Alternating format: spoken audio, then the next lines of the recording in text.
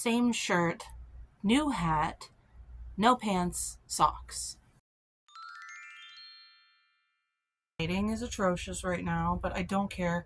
I've been cleaning my room all day, so like this is the lighting we're gonna work with. I'm gonna try to stay like here so you can see me. And this is the full hair. It's not that bad looking on camera. It's really not, but in person, it's way less even.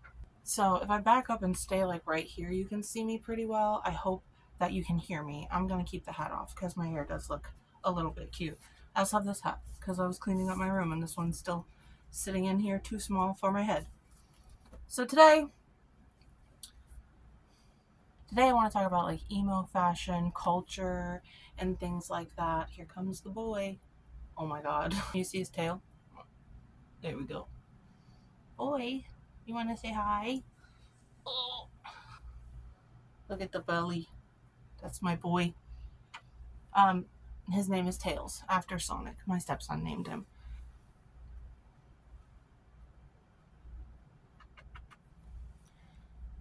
So, let's just ignore him. Oh, Tails! Come on, bro! I grew up as an emo kid in the early 2000s, and I am 33. I'm almost 34, okay? Like, I'm old, and I'm not like senior. I don't play that bullshit. That stuff is so lame, talking about I'm so old. Like, unless you're joking, cut it out because the bracket just keeps getting younger. Like, 25 is apparently ancient now, and you've been an adult for 5 years. Like, can we slow down with the rapid aging of like I'm now a senior citizen? Like, come on, can we all collectively agree that again that like 50 to 60 is when you can claim you're old? Okay, might be a little sweaty. I grew up in the early 2000s, and it has always fascinated me. It was a part of culture that I was involved in, and moving forward through time, I continued to love alternative fashion, culture, things like that. I'm going to try to show some pictures of me back in the day, and then some pictures of me in the past few years, just to give you an idea. It was a musical movement, and the internet was kicking off a little bit, so like that style started to trickle from a lot of these like Midwest emo bands and hardcore and grunge bands from back in the day, because before you had emo, you had mostly just like goth and punk, things like that, and little sub like cultures within those. During the early 2000s, when a lot of the new music was coming out and a lot of the big bands that you know about, some like MCR, who's super culturally relevant right now, so that in turn makes emo culturally relevant again.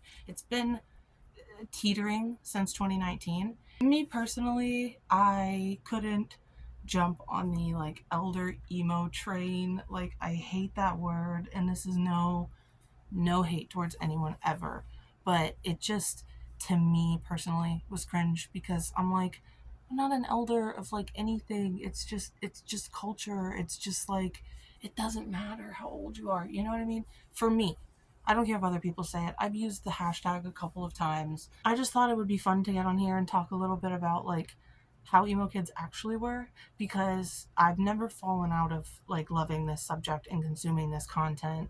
If you were on my Tumblr, you would know that. Like, I I love it. I thought it would be fun to just tell people like what it really was like for your average emo or scene kid back in the day, aside from what you just see on YouTube and aside from what you Google, because unfortunately, over the past few years, Googling any of that stuff has been affected by two major components. One being AI.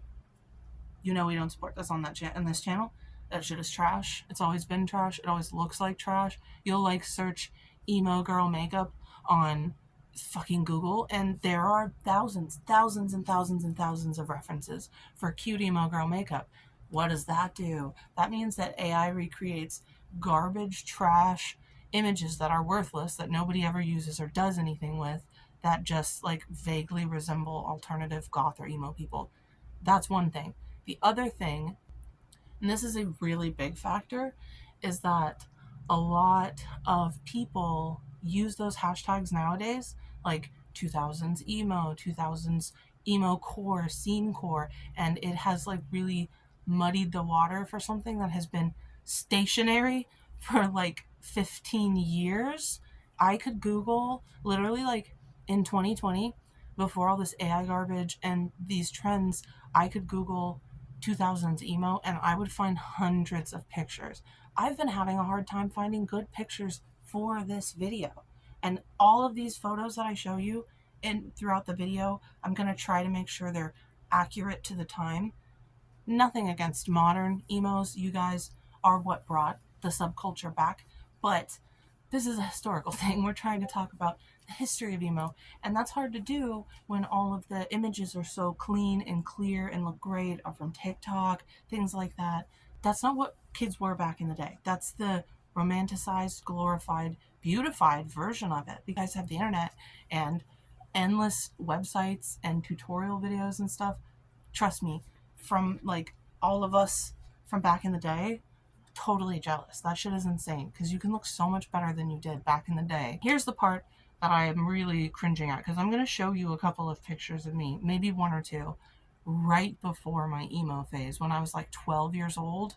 Like, this, unfortunately, is what emo kids really looked like while they were getting into that process. And that's a lot of people talk about your awkward, that was my awkward middle school phase. A lot of kids don't have that anymore because it's just super easy to find your style online before you're ever old enough to wear it. In a way, I think that's really awesome. I think that's really cool. Can you stop cleaning yourself next to my camera? By the way, a lot of this is going to be seen too. I'm not talking about all the tiny subsections of culture and what's emo core and scene core for this video. Let's remove all those secondary whatever, because back in 2007, you were just called a goth. Like, that's what your parents called you, that's what your teachers called you. Everybody just thought you were a goth. Did not matter if you liked rock and you were like a skater boy, if you were emo, if you liked hardcore, you were a goth to all of the adults and kids who didn't understand it. And then once emo started to like pop off a little bit more, that's when you getting called emo, and everybody was calling like the emo kids emo, and it was immediately a derogatory term. It was not on our part. We were like, yeah, we're emo. Some kids weren't. You know, the classic MCR saying they're not emo. It's like kind of the whole point of the thing. And for me, I was all gung-ho. I was down for it. Like, I was like, yes, I am an emo. And then shortly after, would have been classified as scene. But do I have any pictures of that? No, because Photo Bucket decided a couple years ago, where I kept everything, my entire childhood. Photo Bucket decided a few years ago that if you didn't pay them money, that they were going to erase all your images. So my entire youth pretty much erased. So what was emo back in the day? What, like, let's say the throes of high school. That's when it was really the biggest, when it had finally moved from California all the way across the states and from up north and possibly up from Mexico. I don't know when the wonderful emos in Mexico started existing, but they're the champions and we respect Mexican emos always through history. I can't wait to see MCR perform in Mexico. It's going to be crazy. I'm not going, but I'm going to watch the stream. It was a way different because we had Hot Topics, but a lot of kids didn't know about that, and a lot of kids' parents weren't taking them to Hot Topic to spend that kind of money. I remember one time my mom took me to Hot Topic when I was like 12 or 13. We spent like $200, and I got a couple outfits for school. Like, it wasn't the main shopping place back then. You weren't just getting skeleton gloves. If you wanted skeleton gloves, you had to buy them like at Halloween and then keep them and then get made fun of them all year because you were wearing Halloween skeleton gloves. Or like skinny jeans. With a lot of the reason guys wore skinny jeans is because they stole them from their girlfriends and sisters so they could wear them. And then a t-shirt, everyone says banty banty. Yeah, for sure. But for the most part, it was any tight, tiny t-shirt that you could get because that was trendy.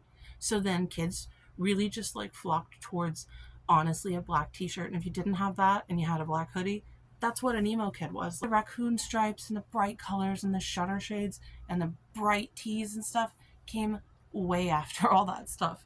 As an emo kid, OG emo kid, I had black clothes, whatever eyeliner my mom bought me, and a dream. And it, like, that's why a lot of kids have choppy haircuts too, because they used haircuts as a way to kind of like express their identity and how they felt. So they would go and take their mom's scissors or their dad's razor and chop their hair themselves.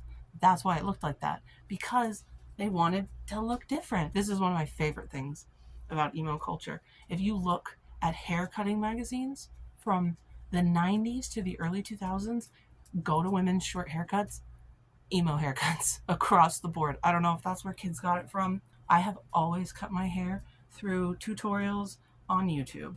I've cut my hair more myself than I ever have had somebody else do it. The main thing was a very DIY culture, borrowed a lot from punk. Like, emo kids were all about DIY culture. One of the big fashion things I remember doing was drawing on our stuff, drawing on our pants with Sharpie, signing our pants with Sharpie, drawing on our shoes, things like that, drawing on all of our school supplies, printing out stuff and pasting pictures of like emo bands and shit to our binders and stuff. Like, that's what we did. There wasn't like, I'm gonna go to Amazon and get a choker. It was just like, maybe you came across one that you could classify, get away with as emo at Claire's, or your sister had something, but it was a very borrowed, very DIY culture. A lot of times, a lot of us kids couldn't get these skeleton gloves, so we just got gloves and then cut the fingers off of them. A lot of the culture was doing your own thing, and since we were all kids and we were just sharing and back and forth, I would go to my friend's house for a weekend and come home with like bright colored hair because my friend had hair dye that I didn't have. He was literally lying to me about how much recording time I have left. But no, it wasn't just poor kids either. Like, if I had a friend who had a lot of money, she was coming over to our friend's house as like a group hangout, then everybody was doing each other's makeup and hair and like using each other's hair straighteners and borrowing each other's bracelets. We cut shirts up. I'm actually planning on making a video about that because I have all these shirts that I don't like anymore and I want to cut them up. It's hot outside. I want to do some of the old school DIYs that I used to do back in the day, like religiously to all my shirts. So stay tuned for that. It really rooted from, in that way, from punk culture. Different cultures, but a huge facet of punk is DIY. I'm not at all saying anyone has to do that. You can do what you want today. Cultures and subcultures and styles and aesthetics have just completely exploded into a whole other new thing. All of that's completely irrelevant because of the internet compared to how it used to be. I'm just out here to tell people how original emo kids were because we were so lame. Nobody, like, from my experience. And I have a storytelling video that is just stories. And in one of those, I will tell you about, it's going to come out soon, but I will tell you about how when I was 14 years old, 13 or 14, my parents got me a Zune MP3 player and I downloaded a bunch of pictures of emo boys, and I'll tell you the rest in the video. And I got in trouble for it. So it was literally just the nerds and the outcasts shifted over into an aesthetic and style. My school, there were not a lot of rich, popular emo and scene kids. My school, we all sat with the goths and the weirdos, the losers, furries, stuff like that. That's where we were. That's what it was. It wasn't cool. It wasn't trendy. And today I think a lot of kids still feel that. My stepson, he kind of explores in that style a little bit, and it's not easy compared to a lot of the kids that he goes to school with. I think there is a beautiful thing about emo, like transcending that and still being seen as this lame and cringy style, or especially if you're an adult, you're an older emo, then you're seen as childish and immature. There is no place wherein emo is seen as cool and mainstream, and the closest we ever got was back in the day when it was being pushed onto people because it was popular for kids. It was kind of this like cycling symbiotic relationship of like the kids wanted emo and then the corporations and TV, MTV, Fuse, all these things were pushing out these bands. Radios were playing emo music. That's why it got more and more popular. But when you were in school and you were around your peers, you were still the underdog and the outcast. You were still the lame kids. If your mom made you wear jeans, flared jeans, God forbid, back in the day, Oh my god, I've had arguments with my parents about that. But you'd draw all over them with Sharpie and your friends, and you'd come home and your parents would be pissed because they spent like $40 on jeans for you that you drew all over, but you were like, I want them this way. It is very counterculture in that way, and it's remained that way in certain aspects, though it's become cooler and a little bit more corporatized and a little bit easier to access. Go on Amazon and type emo, you're set, or even eBay or Pinterest or anything. You have guides and videos. We were the ones that started them, not to be like, we did it first. It's just our kids were the ones who were like, I don't know how to cut my hair. I'm going to go and make a YouTube video to show other kids how I did my hair. Or I knew girls in school who were like, oh yeah, I made a YouTube video because everybody was asking me at school how I cut my hair like this or how I dyed it like this. And it was very organic. It sounds so old. Oh my god. Emo kids weren't frequenting MCR concerts and the Used and all these big bands as much, from my experience, as we were going to tiny little house shows. I remember going to like Christian rock events near my town because that is where emo kids convened. That's what we had. And when we got older, it was house shows and like fun events, and we'd carpool, and like everybody would meet at one random fucking person's house, and then we're all going to some show of some band we've never heard of before, aren't gonna listen to after, from 6 towns over, that we just wanted to like go and listen to some music and hang out. It was very much that vibe. Like, my ass wore neckties because my stepdad had neckties. That necktie in that picture I showed you, I stole from my stepdad. It was a black t-shirt and the skinniest jeans you could find, and begging your parents for Converse because our parents thought that Converse were lame shoes. There was a lot of camaraderie and a lot of just spending times with your friends, enjoying music and art and things that you like doing, doodling with each other, super wholesome, innocent stuff. A lot of us emo kids were just like surfing the internet together in a wholesome way, watching YouTube videos together, hanging out, doing makeup. If a boy let us put makeup on him and straighten his hair, it was a good day for us like emo girls, because that's what we wanted to do, and dress them up like our favorite band members, and it was very sweet. I think in that way a lot of people want to like relive the glory days, but honestly, I'm happy that shit was in the past, because the other part about emo kids that you may not know is most of us grew up with a shit ton of trauma and really bad home lives, and maybe you did know that. And go away, or I will bop you with this. Most of us grew up with really shitty home lives, including myself. I love being an adult. I love having my own home and not having to speak with my mother. For me, it's a win because now I have adult money and I get to do the things that I want to do, and I don't have to live with her because she's a bad person. I love being an adult. Do I miss having like that camaraderie with friends and hanging out downtown and skipping school and watching videos on YouTube? Sure, yeah, I think everybody misses being a kid. I really just love this style and I really just love this culture, and I let it slip from my fingers for a while because I felt like I was being intrusive in a space that is meant for children, if that makes sense. Moving forward, I think I'll just be very direct about my age on all my socials, on all my whatever. Call me old. I don't care. I just don't want to be in a space where there are a bunch of teenagers running around, because that space should be saved for those teenagers and not myself, who is a 33-year-old adult. But do I think that I am immature or childish because I look like this, because my hair is slightly flipped over to one side and I'm wearing like skeleton fingers on my gloves? I don't anymore. I think that it's perfectly fine and normal, and it's not that I wanted to conform.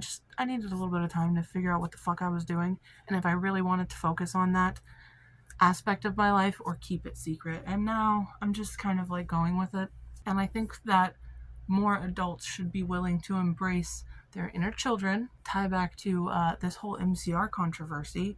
Really fucking crazy that people that were fans of this band as kids have just become the thing that you absolutely were against when you were young and had dreams. And if that makes me childish, then I guess I'm childish, because it's way more fun that way. I'm bumping my cat with my other cat because she keeps trying to jump on my camera. I think the main idea that I wanted to talk about was just that back in the day, it was really about what you did and how you did it, and not so much what eyeliner you were wearing or what accessories you had. And I hope that kids are still doing that. I think they probably are, you know, in their own ways, hanging out on TikTok or whatever, but still doing that like community thing, just expressing themselves and not worrying about a number of like a cutoff that you like can't be a cool kid anymore, or you like can't like emo fashion anymore or whatever because you're 18 and got a job. I had to go through that and I got over it, and here I am. So I think other than that, I just wanted to give you a little flashback look back into how it used to be back in the day and what we used to look like, because we were not cool kids, and I think that that makes it really fucking cool, because they're still not cool kids, and in that way it's still against the grain and against the norm. Even if you want to say they all look the same, it's still making you think, and it's still pissing a lot of people off, and we are all for that. I love you guys. I hope you liked this. I'm gonna go turn my AC on because it's so fucking hot. Okay, bye.